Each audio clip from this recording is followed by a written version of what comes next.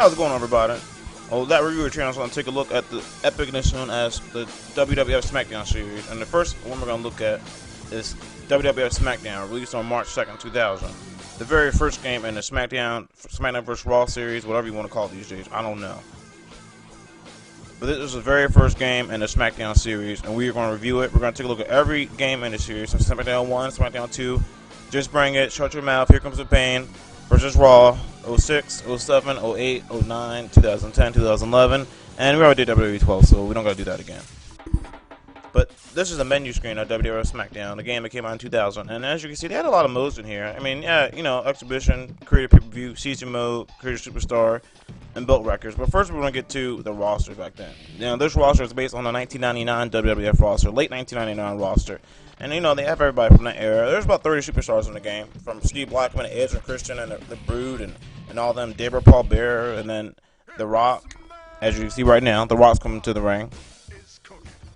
And it's very unique, because as you look at the entrances here, you actually see that their model came out in front of the Titantron. You know, that was a unique feature back then, but this game came out on the PlayStation. It was a 32-bit system, and it wasn't really that, you know, advanced as far as you can say with things like that, but the graphics in this game for the time, for a 2000 game on PS1, I gotta say, even now they kind of sing the test of time. They're actually pretty damn good. I mean, you know, the models, while the models look kind of blocky, but at the same time, the skin textures are smooth. You can see that the lighting kind of reflects off their skin. Their faces are kind of accurate to themselves. So Vince McMahon looks kind of insane right there for some reason. But I mean, the graphics are pretty good for the time being in the era right there. There's Godfather's hose right there. But I must say, the graphics of this game are actually quite good. I mean, look at the crowd. They look kind of, you know, they're jumping up and down, moving back and forth. Even the Rock Bottom. I mean, the Rock Bottom back then is even beautifully animated, more so than today's Rock Bottom WWE 12, which just looks like it's just sliding into the ground for some reason. But the models in this game look impressive. The graphics, for its time right now, they look pretty grab, but for its time, they look really, really good. And the controls in the gameplay are simple. Basically, you had a grapple button, you had a strike button. Circle was a grapple button, and the strike button was the X button. And basically all you did was, if you want to make a strike, X. If you want to pick somebody up, circle. If you wanted to block, square. If you wanted to run, triangle. If you want to do your finish move, L1. It was that simple. I mean, it wasn't overcomplication of things like they are today. And they try to make this game too complicated nowadays. That's the problem with the newer games. They're too complicated for no apparent reason. This game was simple. And the game that came up before this was WWF Attitude, which was a horrible piece of garbage crap if I've ever seen one in my life. It was stupid. It was horrible. You had to do, like, Tekken combos just to do this freaking suplex. It was ridiculous. But this game, for the time being, was much easier. I mean, even the People's Elbow looked pretty good back then in comparison to WWE 12's People's Elbow. It was a really good, easy way of playing a game. However, the only thing I will say that was bad about the gameplay back then, the gameplay for its time was arcadey. And meaning that, like, people, when they did a move, they just kind of jumped right back up. They didn't sell the move. They didn't do anything really to, you know, hinder the move. It was just a really arcadey game. And there's Triple H. Look at Triple H can't even, he can never job in games, I'm telling you. It's really sad if you think about it. But this game has no selling. Look, Kane just popped right back up from that pedigree, like nothing even happened to him. And the newer games came to stay down for a little bit of time, but in these games, they just kind of, I mean, they fall from big moves and they just kind of get right back up like nothing happened to them. And that was a problem with the SmackDown gameplay initially. And even that problem still even plagues the newer games today, which is pretty sad considering this game came out about 11 years ago. But this game had no real submission system, really. I mean, they kind of, you know, just did their little submission moves and they just kind of barely tapped out. But there was no submission system to think of. It was either a guessing game of, well, will they give up or will they not? There was no limb damage. There was nothing like that. This game was very simple, mainly because this game is based off of a Ukes game made in 1995 called Tokan Ritsudan. Probably butchered that name. But basically, this game is basically a dumbed-down version of that wrestling gameplay engine that came out in 1995 developed by Ukes. So when people actually say this gameplay engine is nearly 20 years old, it is, because this is the same engine they use for WWE 12 and all the newer games.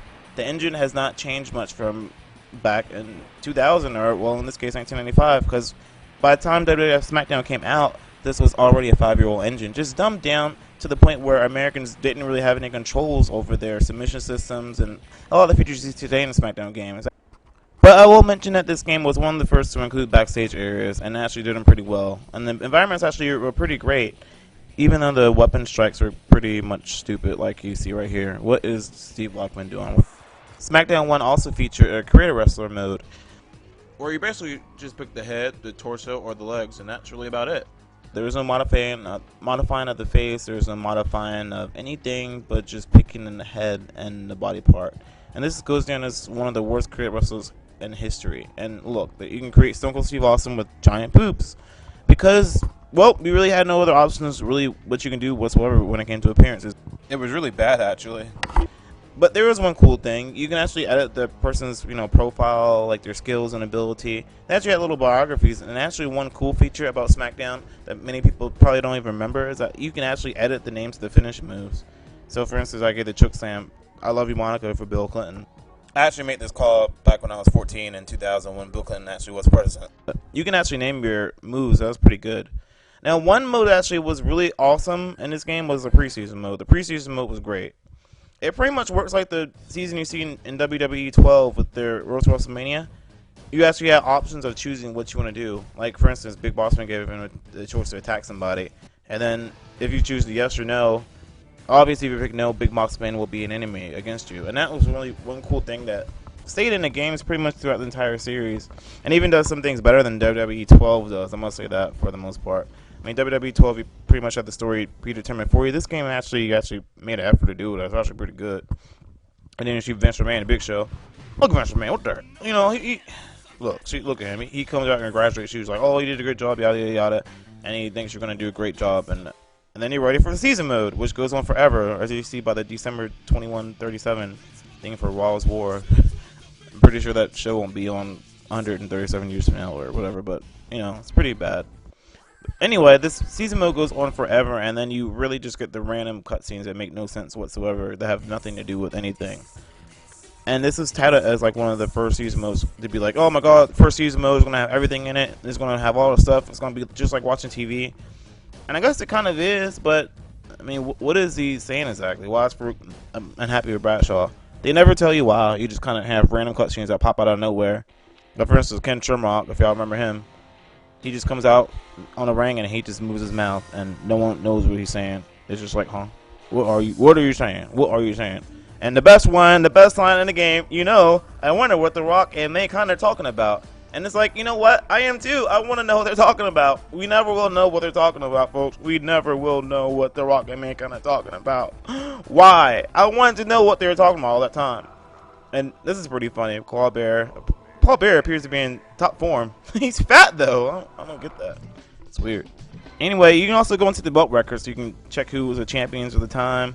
And they also had a ranking system, actually, which is pretty impressive for a game that came out way back when. I mean, modern games, they don't even have that. I mean, they have the, what contender was what. I mean, it's all kind of grouped into one category, but whatever.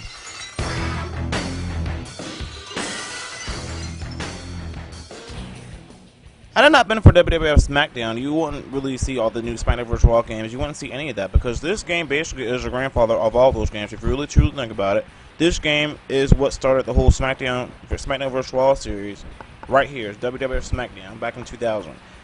The gameplay for the time was arcadey, but the gameplay for the time was also good. It was fun. You can have friends that come over. It wasn't overly complicated like the newer games were. The game knew what it was. It was an arcadey wrestling game. It didn't try to be a simulation. It just tried to be what it was, an arcadey, easy to pick up and play wrestling game. And you know what? I had to respect that for the most part because most modern wrestling games are a cluster F. If you really truly think about it, you have to learn like 5 different ways just to put someone through a table. It doesn't make any sense anymore. This game is simple, it was fun, and this was one of the games that I really and truly enjoyed as a kid. And to be honest with you, if this game had never come out, I would not be a wrestling fan today. This game made me a wrestling fan. My final review for this game is a 7.5. This game is just fun, easy to pick up, and really just a really fun wrestling game to play if you are really new to wrestling game and new to wrestling overall.